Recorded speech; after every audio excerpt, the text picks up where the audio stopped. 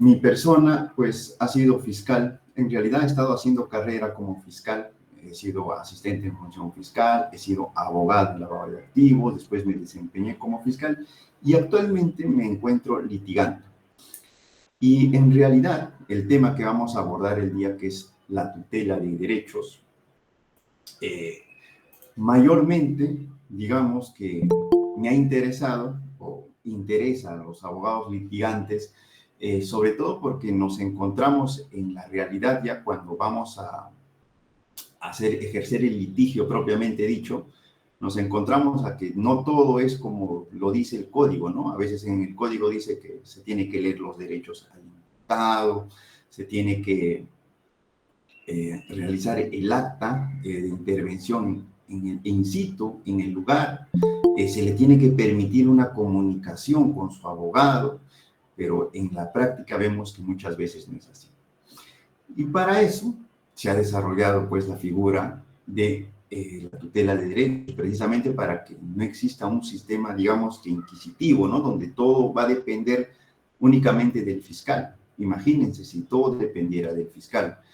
Muchas veces los fiscales, como se dice, se habla bastante de eso, desarrollan sesgos.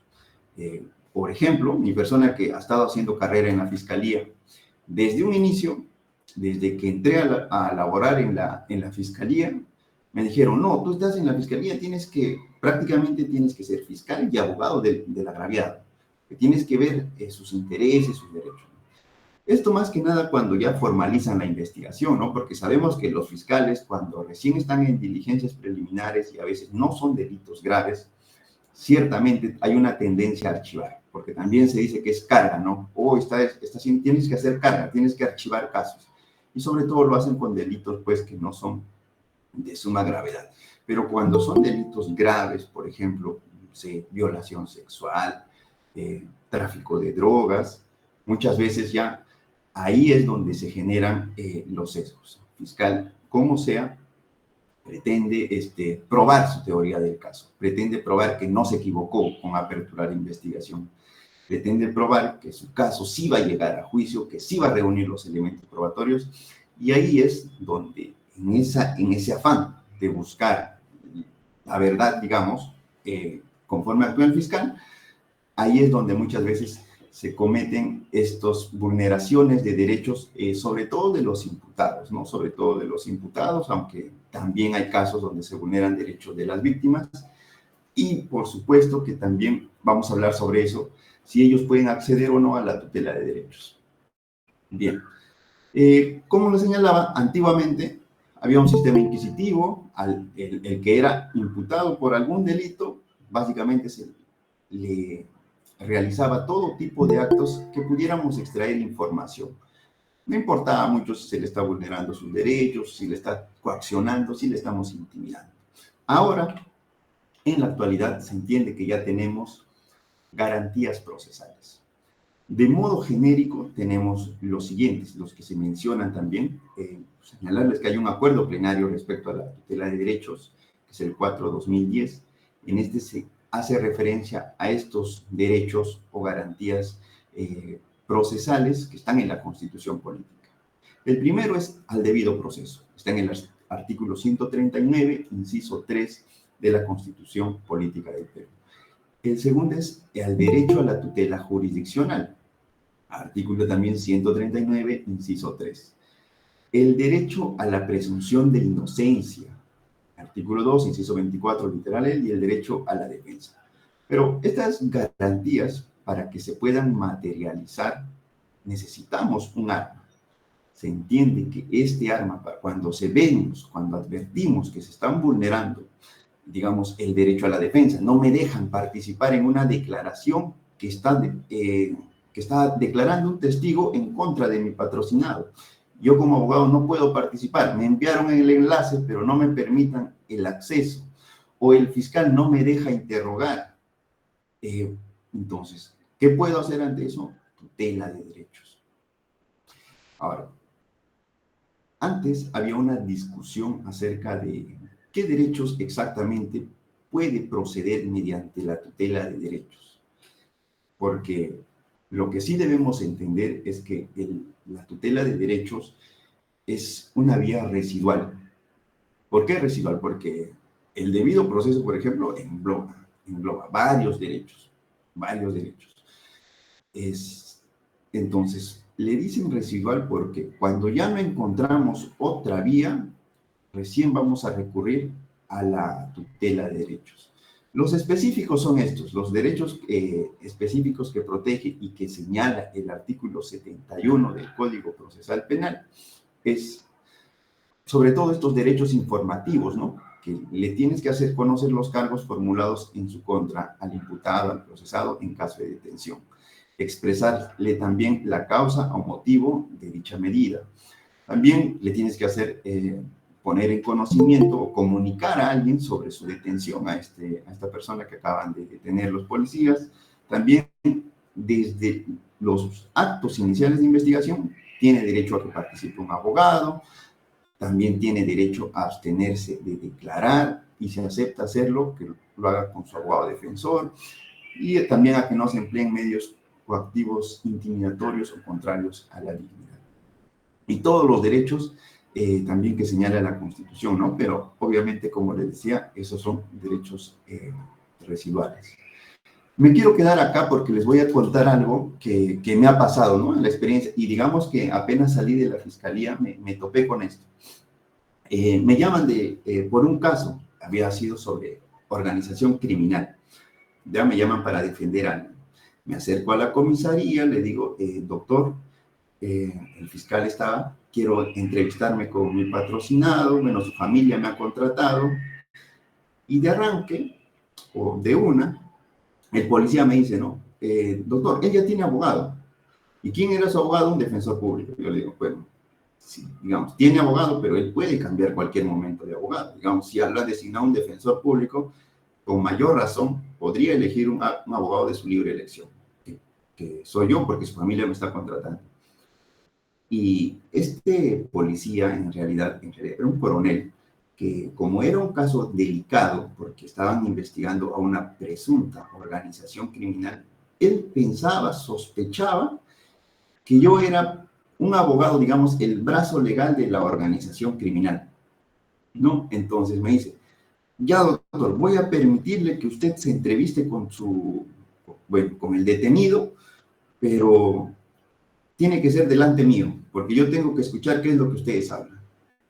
Y ahí vemos nuevamente que se afecta otro derecho, ¿no? Porque él tiene derecho a entrevistarse con su abogado, pero de manera reservada. O sea, no es que el policía va a estar ahí presente y va a escuchar todo lo que me dice él, ¿no?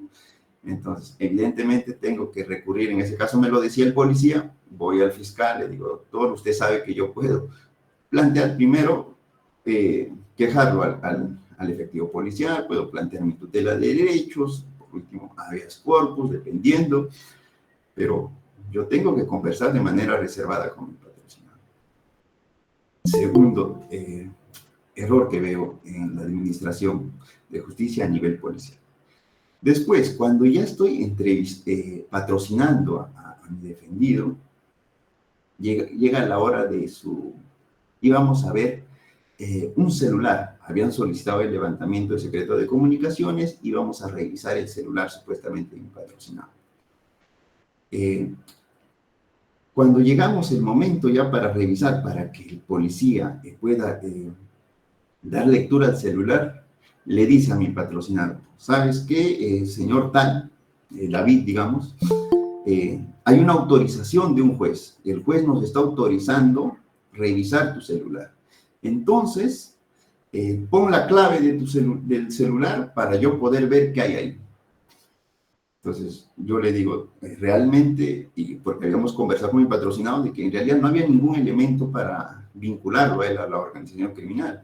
Entonces, como estrategia de defensa, para mí era de que no revisen nada, no les permitan nada, solamente hagan lo que podían, ¿no? Porque había una tendencia, ya cuando se investiga una organización criminal, hay una tendencia a vincularlo por cualquier cosa, ¿no? Por cualquier cosa, un mensaje, lo que sea. Entonces, obviamente para la tesis de la defensa, no era darle de que él colabore con dar la clave de su celular. Entonces, le menciona en ese momento al policía de que mi patrocinado no va a colaborar con eso. Y el policía piensa de que como hay una resolución judicial que dice que está autorizando que se visualice el celular, el imputado está en la obligación de colaborar para que se visualice el celular. Y esto no es así. Hay un principio, que es el principio del derecho a la no autoincriminación. El imputado no está obligado a colaborar para que posteriormente se le incrimine, ¿no? Entonces, le expliqué al policía que, si bien es cierto, tiene la autorización judicial para que pueda revisar el celular, sin embargo, háganlo con los medios que ustedes tengan, ¿no? O sea, un perito informático que pueda romper la clave y pueda posteriormente visualizar. Y esto también, ¿por qué? Como estrategia, porque sabemos que los peritos a veces son escasos, hay que ser honestos, son escasos y les iba a tomar tiempo. La detención se les iba a vencer de unos días. Entonces, si iban para la prisión preventiva, que normalmente cuando hay detención, posteriormente piden la prisión, no iban a tener ningún elemento, ¿no? Entonces, eso era como consecuencia inmediata que a mi patrocinado le iban a ordenar su libertad. Segundo derecho que veo que se vulneró. En un solo caso, ¿eh? Posterior a eso, similar situación pasa cuando le piden muestras de voz. Lo llaman, le dicen que tiene que dar sus muestras de voz para que hagan una pericia fonética. Sin embargo, nuevamente, la recomendación al patrocinado de que no colabore con esto. Y considero yo que este es un derecho y creo que se ha confirmado también ahí en jurisprudencia, ¿no? Porque él no está obligado a colaborar en ese sentido. Entonces, en todas estas actuaciones siempre hay actos, digamos que coactivos, que tratan de intimidar al imputado, ¿no? Imagínense si no tendríamos esta herramienta, si no pudiéramos amenazar con la tutela de derechos, antes solamente era el habeas corpus, ¿no? Imagínense, pero que el habeas corpus muchas veces se ha vuelto, no se podía utilizar también porque de cantidad de habeas corpus faltaban, digamos, magistrados, ¿no? Pero en este se entiende que un juez que está encargado de tu caso ya le puedes solicitar oportunamente vía la tutela de derechos. Ahora, otro error también que cometen, y que es muy común, que seguramente ustedes también lo van a corroborar, es respecto a las actas, ¿no? A las actas que realizan los policías, a las actas de intervención. Los policías no realizan, por ejemplo, el acta in situ, en el lugar de los hechos. Y si no lo realizan en el lugar de los hechos, las actas, tendrían que justificar por qué no lo están haciendo.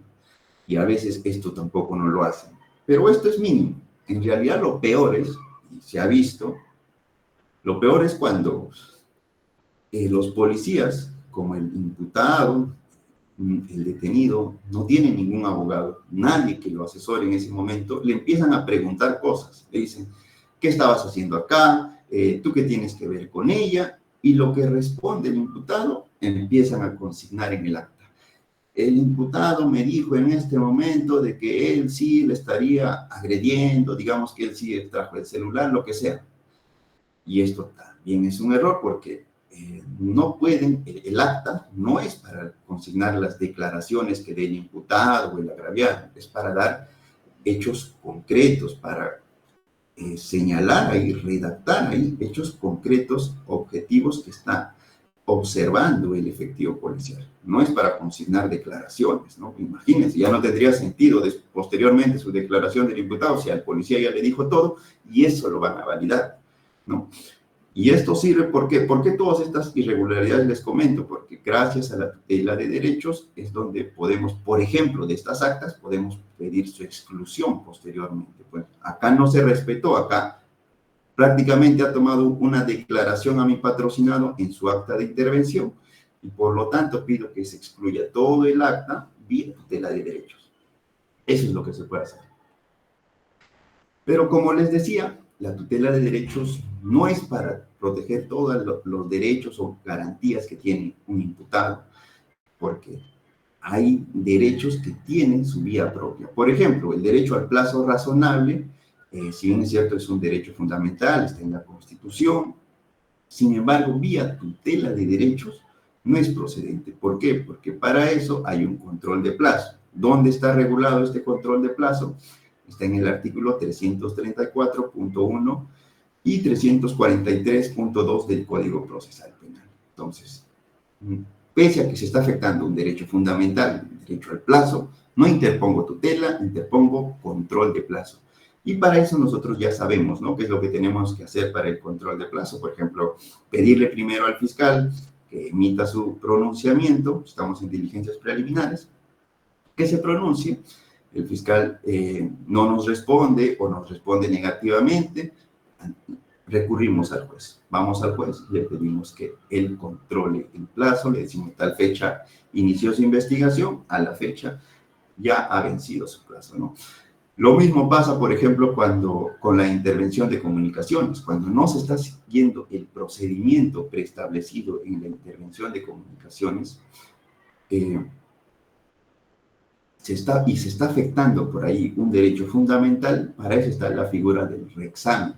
Está en el artículo 231.3 del Código Procesal Penal. Entonces, no necesariamente ahí, pese a que se afecta un derecho fundamental, digamos, del imputado, no vamos por la tutela, sino vamos por el reexamen.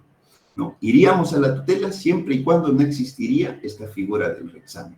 Pero como la tenemos, nos vamos por la figura del reexamen conforme al artículo 231.3 del Código Procesal Penal. Igualmente, ante la inadmisión de diligencias, ¿no?, yo le pido al fiscal, le digo, ¿sabe qué, doctor? Yo voy a demostrar prácticamente la inocencia de mi patrocinado. Yo quiero que recabe su declaración de tal, quiero que oficie a tal municipio, quiero que pida información a este colegio y una cantidad de diligencias. El fiscal no me accede, me dice que son impertinentes, inútiles, y no accede. ¿Qué es lo que hago? Se está afectando un derecho fundamental, el derecho a probar, porque yo como imputado tengo derecho a probar también mi inocencia. Sin embargo, el fiscal no quiere hacer estos actos de investigación. No presento la tutela de derechos en este caso. ¿Por qué? Porque existe su vía propia que está regulado en el artículo 337.4 y punto 5, si no me equivoco, del Código Procesal Penal. Entonces, me voy por la inadmisión de diligencias. Tiene su vía propia la afectación de este derecho fundamental. Ahora, ¿cuál es la manera de proceder en todo caso? ¿Cuál es el trámite que se sigue para poder presentar, para que podamos presentar la tutela de derechos? Primero, lo que tenemos que hacer es identificar la lesión a un derecho.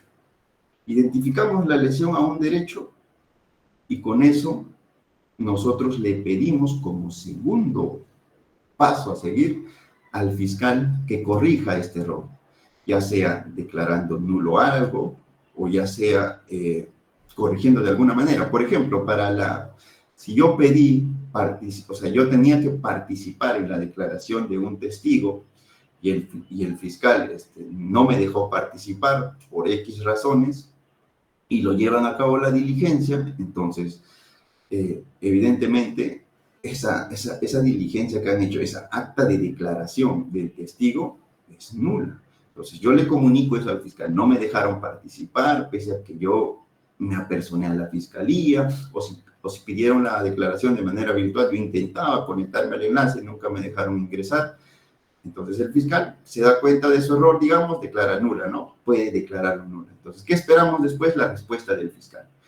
Puede corregir su error y decir, sí, efectivamente, pues no le dejamos participar, entonces que participe el abogado, nuevamente lo llamamos a declarar a este testigo y ahora sí permitimos las preguntas que quiera realizar el abogado. Eso es lo que podría ser como una solución, ¿no?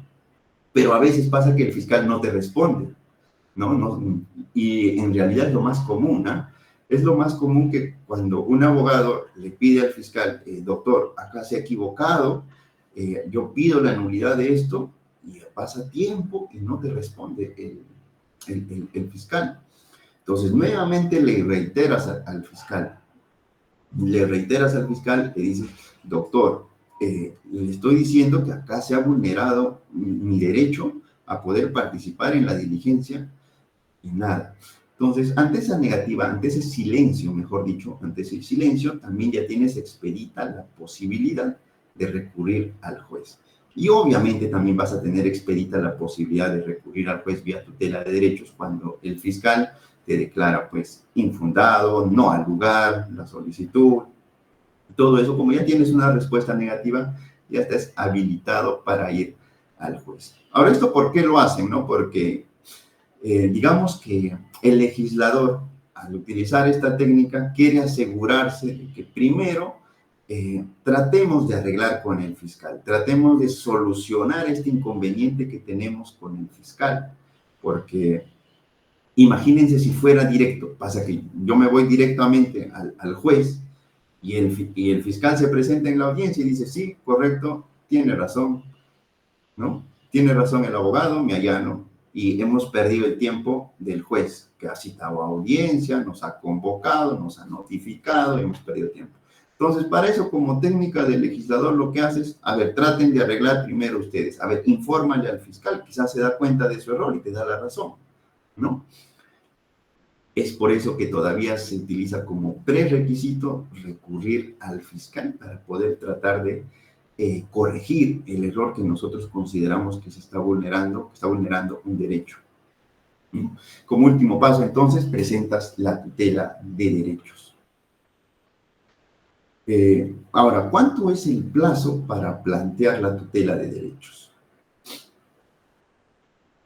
En realidad no tiene plazo. Es más, en el anterior, por ejemplo, cuando yo presento la tutela de derechos y el fiscal me responde y me dice no al lugar, improcedente, infundado, lo que fuere, si el fiscal me responde eso, no es que yo tenga un plazo límite para poderle plantear la tutela de derechos. No hay tiempo. Pero sí tenemos en realidad un límite. El límite es la etapa, porque acá vamos a ver, en esta diapositiva, vamos a ver que la tutela de derechos únicamente se puede presentar en las diligencias preliminares o en la investigación formalizada. Únicamente se puede presentar en estas dos, en esta fase, en esta etapa del proceso penal, ¿no? En la etapa intermedia no se podría, mucho menos en el juicio oral. Entonces, si yo voy a intentar, pese a que pedí al fiscal, digamos, en la anterior diapositiva, le pedí al fiscal, le dije que declare nula la declaración porque no me dejaron participar, pero el fiscal me responde negativamente diciéndome que no al lugar, infundado, lo que fuere, y yo, como no hay límite diciendo pretendo presentarlo eso mismo en la etapa intermedia, no va a proceder. Obviamente el juez ahí va a controlar y de plano me va a rechazar, ¿no? Porque lo estoy presentando en etapa intermedia. Ahora, ¿hay situaciones excepcionales? Claro que sí. O sea, hay casos donde sí se puede plantear la tutela de derechos en la etapa intermedia. Esto podría ser, por ejemplo, en la acusación directa, ¿no? En la acusación directa. ¿Por qué? Porque en la acusación directa nos estamos saltando una etapa, ¿no? Le estamos saltando la etapa formalizada. Entonces, como nos estamos saltando toda esa etapa formalizada, es lógico que sí se pueda permitir en situaciones excepcionales. Por ejemplo, en la casación 1145-2021 Arequipa, lo que había pasado era que el abogado había solicitado realización de algunas diligencias. El fiscal, en vez de programar las declaraciones, todo lo que estaba solicitando algunas diligencias, plantea de frente acusación directa, ¿no? Entonces, en estos casos, por ejemplo, el juez advierte de que pese a que lo ha presentado cuando ya concluyó la investigación, cuando ya estamos en una acusación, o sea, cuando ya entramos a la etapa intermedia, sí es posible analizar de fondo lo que está planteando la tutela de derechos, si sería posible. Ahora, en la siguiente jurisprudencia, por ejemplo, en la casación 1825-2022 de Cusco, la declaran infundada. Pero ¿ahí por qué la declaran infundada? Porque básicamente era extremo el tiempo en que demora la defensa en plantear la tutela de derechos.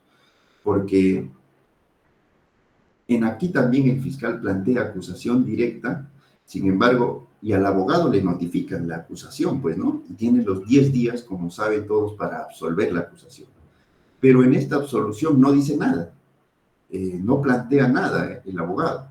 Cuando ya se encuentran después en la etapa, ya después del control de acusación en las audiencias preliminares, recién plantea la tutela. Entonces aquí el juez analiza y dice, espera, si bien es cierto no hay un plazo para la tutela de derechos, pero en este caso usted ha demorado pues, demasiado y ha tenido la oportunidad de poder plantearlo, al menos en la absolución, y no lo has hecho. Además, también advierte acá, por ejemplo, el juez que en las diligencias preliminares, también podía haberlo hecho el abogado, sin embargo, no lo hizo, ¿no? Entonces, bajo estos argumentos, pues la Corte Suprema declara infundado la tutela de derechos que plantea. Ahora, si bien es cierto, no podemos guiarnos mucho de la Corte Suprema, ¿no? Porque a veces la Corte Suprema muy seguido cambia de criterio, y esto seguramente ustedes lo deben saber. Una sala dice que sí, otra sala dice que no, a veces hasta la misma sala se llega a contradecir ante sus resoluciones anteriores, y eso es muy común, ¿no? Pero sin embargo, sí debemos analizar el criterio o el sentido común, ¿no? Me parece que en estas dos casaciones sí hay criterio, sí hay sentido común en lo que se está señalando. Bien, ahora, por la tutela de derechos podemos excluir un material probatorio. Claro que sí. Por ejemplo, al inicio señalaba, ¿no? Es aquel policía de que lejos de redactar un acta de intervención solamente verificando, contrastando los hechos que él está apreciando de manera objetiva, empieza a interrogar al imputado, empieza a interrogar al agraviado, empieza a redactar en sus actas opiniones. Entonces, casos como esos, pues, se puede excluir el material probatorio. Es muy común eso. De hecho, actualmente, básicamente, la pretensión final de la tutela de derechos es excluir material probatorio. Ahora, la tutela de derechos ante la declaratoria de complejidad de una investigación. Antes no sabíamos qué hacer, ¿no? A veces, y esto sí les comento, porque yo he trabajado un tiempo también en la Fiscalía de Violencia Familiar, por ejemplo, y teníamos un problema grave. ¿Por qué? Porque ustedes sabrán de que para que una menor víctima de un delito sexual declare, tiene que declarar mediante prueba anticipada y en cámara GC. ¿Qué es lo que pasaba? Que para que se lleve a cabo esta declaración de la agraviada menor de edad, teníamos que pedir al área de cámara GESEL que programe una fecha, porque ellos son los que... No hay muchas cámaras GESEL, bueno, en los distritos fiscales, de hecho solamente tenemos 1 o 2, y para tantas víctimas, para tantas denuncias que se tienen por delitos sexuales, no abastecían. Entonces programaban la fecha de cámara GESEL, digamos de acá 4 meses, 5 meses. Imagínense. Entonces, el fiscal, cuando aperturaba su investigación, obviamente su plazo ya se le estaba venciendo. Y a veces el fiscal ya controlaba esto, sabía esto y no aperturaba su investigación por estrategia, les comento porque eso hacía muy común. No aperturaba su investigación, pero ya pedía fecha de cámara GESEL. Entonces, el área de cámara GESEL le respondía como de 3 meses, por ejemplo, y ahí recién el fiscal aperturaba investigación. ¿Esto para qué lo hacían? Para que no le controlen en el plazo, porque obviamente si lo aperturaba de inmediato, le iban a controlar el plazo, ¿no? Obviamente que yo sé que si los abogados defensores están más ahí, son más, digamos, cuidadosos en eso, van a controlar el plazo desde el momento en que la carpeta le llega al fiscal, ¿no?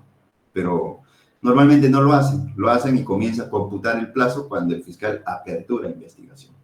Pero ¿qué pasa? Pasa que a pesar de que el fiscal, tomando en cuenta el tiempo que demora la Cámara Gesell, programaba una fecha, y en la fecha en la Cámara Gesell había algún problema. No le llevaba la mamá de la agraviada o algo, la psicóloga se enfermó, no se podía llevar a cabo la entrevista de la menor. Entonces, eso implicaba que se reprograme, y se reprogramaba de aquí a otros 4 meses, 5 meses.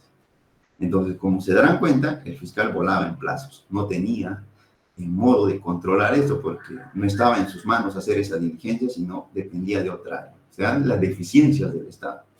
Entonces, como su plazo ya se le está venciendo, ¿qué hacía el fiscal? Declaraba compleja la investigación. Compleja con una sola agraviada, víctima posiblemente de tocamientos indebidos, ¿sabes? Pero lo declaraba compleja. ¿Qué argumentos utilizaba? No lo sé, porque básicamente emitía esta disposición sin argumentos, ¿no? Porque no había motivo. Hay causales específicas para declarar compleja una investigación, pluralidad de imputados, diligencias que son pericias que requieren mucha documentación, pericias que tienes que recabar de otros países. Hay casos excepcionales de movilidad, pero en este tema no es que la realización de la diligencia sea pues compleja, en realidad eran deficiencias del Estado netamente, ¿no? Y como saben, las deficiencias del Estado no puede afectar pues los derechos del imputado. Entonces declaraban compleja. Entonces, ¿qué podían hacer ante eso los abogados defensores cuando estaba mal realizada una disposición declarando compleja la investigación? Porque se ampliaba su plazo hasta 8 meses. Planteaban mal, ¿no? El control de plazo, diciendo, no, que su plazo ya venció y declaró complejamente. Pero la Corte Suprema, por ejemplo, en la apelación 333, 333-2023 señaló que la vía idónea, la vía para cuestionar estos fundamentos de la complejidad de la investigación es mediante tutela de derechos. No el control de plazos, sino mediante la tutela de derechos que teníamos que plantear. Obviamente cumpliendo los requisitos, ¿no? Previamente pedirle al fiscal que declare nula su disposición porque no reúne los requisitos para declarar compleja la investigación. No te respondía o te respondía de manera negativa, recién tenías habilitado el procedimiento para recurrir al juez de investigación preparatoria vía tutela de derechos y pedir que declare nula esta disposición que declara compleja la investigación. Entonces, ese sería el procedimiento a seguir.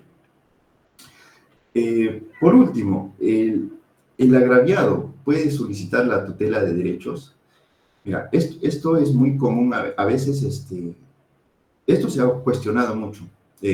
Creo que hace poco nada más también, recién ha salido este pronunciamiento del Tribunal Constitucional, donde señala específicamente, ¿no? Dice, no obstante ello, el Tribunal Constitucional recuerda que de acuerdo con lo establecido en el artículo 358 del Código Procesal Civil, el cual se aplica supletoriamente, porque el Código Procesal Civil se entiende que es el más completo que nuestro Código Procesal Penal. En aplicación supletoria, dice, el recurrente tiene el deber de utilizar el recurso que corresponde. Y de otro lado, en el marco de las diligencias preliminares y la investigación preparatoria, a fin de preservarse el principio de igualdad procesal, cualquiera de los sujetos procesales o partes involucradas pueden cuestionar o controlar mediante la tutela de derechos el ejercicio regular de las funciones del fiscal como titular de la acción penal frente al juez de garantías, ¿no? Entonces, el agraviado sí tiene en realidad expedito la posibilidad de cuestionar vía tutela de derechos si considera que se le está afectando sus derechos, porque el agraviado, por ejemplo, también tiene derecho a participar en las declaraciones de los testigos, ¿no? Tiene derecho a preservar sus intereses. Sabemos que su interés sobre todo es la reparación civil, mayor aún cuando se ha constituido en actor civil, y por ello tiene derecho a participar en estas diligencias. Entonces podría presentar la tutela de derechos. Ahora, hay otro problema que se ha planteado acerca de cuestionar, por ejemplo, la disposición de formalización de la investigación preparatoria. La disposición de formalización y universidad, esa sí la rechazaron porque considera, los jueces de la Corte Suprema consideran pues que es un acto unilateral que proviene del principio del sistema acusatorio, ¿no? Entonces, no podrían cuestionar esta decisión del fiscal mediante tutela de derechos. Más aún porque cuando el fiscal formaliza la investigación, en realidad ahí también aparecen nuevas figuras. Sabemos que ahí podemos plantear la prescripción, podemos plantear excepción de improcedencia de acción, ¿no? Entonces, respecto a ello, no se podría cuestionar. Eso es lo que concretamente, bueno, lo he tratado de resumir, el tema de la tutela de derechos.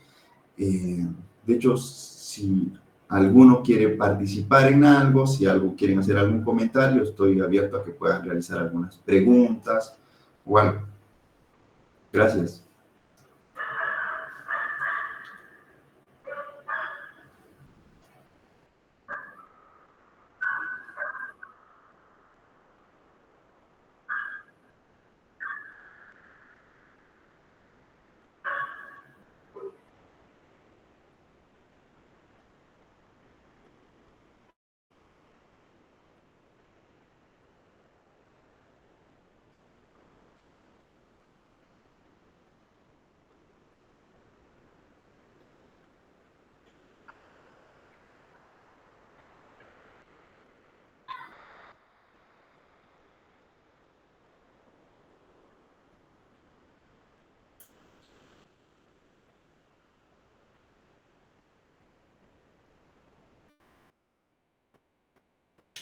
Bien, gracias, estimados colegas.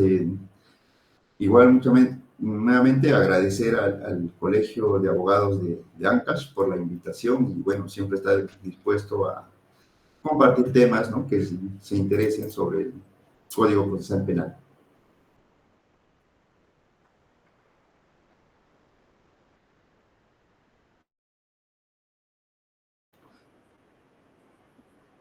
Buenas noches.